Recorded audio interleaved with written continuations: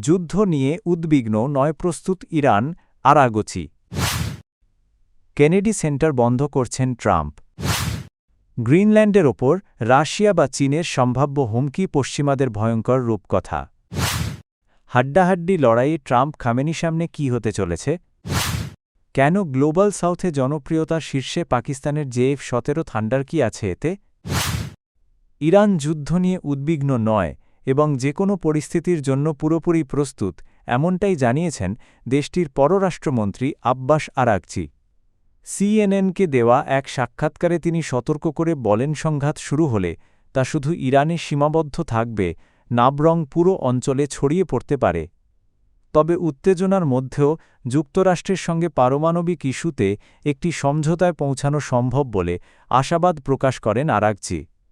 তিনি বলেন, যুক্তরাষ্ট্রকে পুরোপুরি নির্ভরযোগ্য আলোচনাসঙ্গী মনে না করলেও আঞ্চলিক মিত্রদের মাধ্যমে বার্তা আদান-প্রদান চলছে এবং আলোচনা এগোচ্ছে।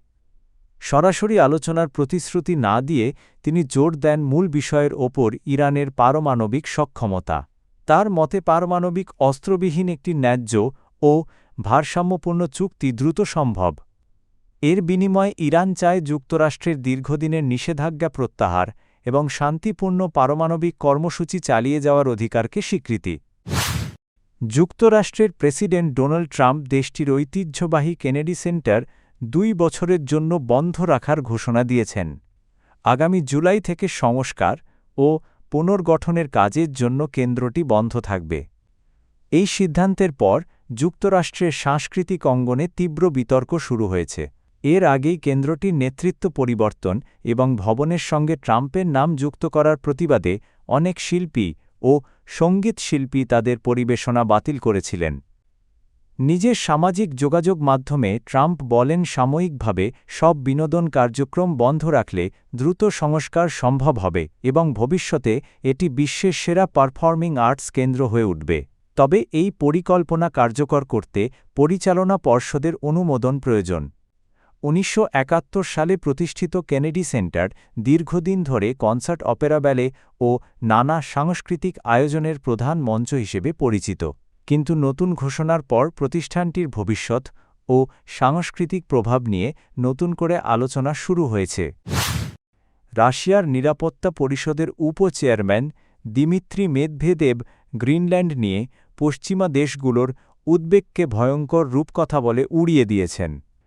রয়টার্স ও তাসকে দেওয়া এক সাক্ষাৎকারে তিনি দাবি করেন, রাশিয়া বা চীনের সম্ভাব্য হুমকির কথা তুলে ধরে পশ্চিমা নেতারা আসলে নিজেদের রাজনৈতিক স্বার্থই রক্ষা করতে চাইছেন। তার ভাষায় এসব অভিযোগ বাস্তবতার চেয়ে বেশি একটি কৃত্রিম ভয়ের পরিবেশ তৈরি করছে। মেদভেদেভ আরও বলেন, গ্রিনল্যান্ড ইস্যু আটলান্টিক জোটের জন্য নতুন চ্যালেঞ্জ হয়ে উঠতে পারে এবং এ নিয়ে পশ্চিমা দেশগুলোর মধ্যেই মতভেদ দেখা দিতে পারে। তবে রাশিয়া বা চীনের কোনো আগ্রাসনের আশঙ্কা তিনি সম্পূর্ণ ভিত্তিহীন বলে মন্তব্য করেন। উল্লেখ্য, আর্কটিক অঞ্চলের কৌশলগত গুরুত্ব ও বিপুল খনিজ সম্পদের কারণে গ্রিনল্যান্ডকে ঘিরে বিশ্বশক্তিগুলোর আগ্রহ বাড়ছে, যা নিয়ে সাম্প্রতিক সময়ে আন্তর্জাতিক রাজনীতিতে নতুন উত্তেজনা তৈরি হয়েছে।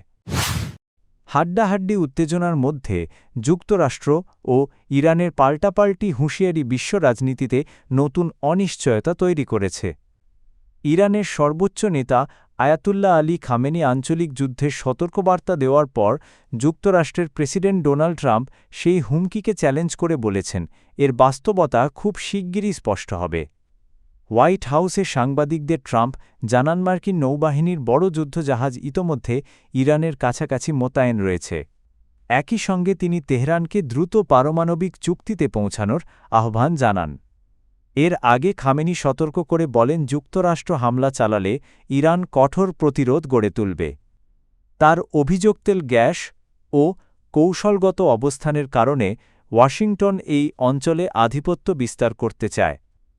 তবে উত্তেজনার মাঝেই সরাসরি আলোচনার সম্ভাবনাও দেখা যাচ্ছে।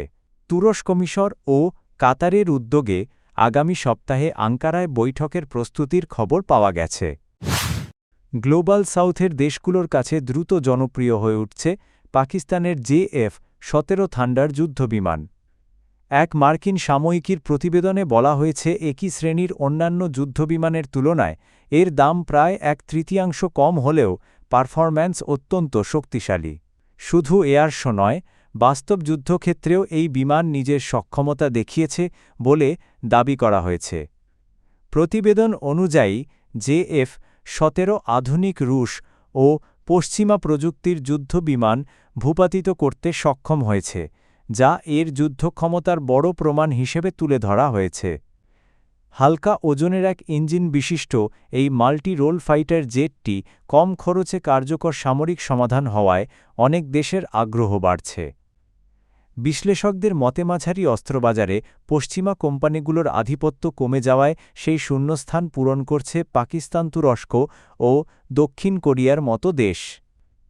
সামগ্রিকভাবে জেএফ-17 থান্ডারের সাফল্য বৈশ্বিক প্রতিরক্ষা শিল্পে একটি পরিবর্তনের ইঙ্গিত দিচ্ছে, যেখানে অতিমূল্যবান পশ্চিমা বিকল্পের বদলে সাশ্রয়ী কিন্তু কার্যকর প্রযুক্তি বেশি গুরুত্ব পাচ্ছে।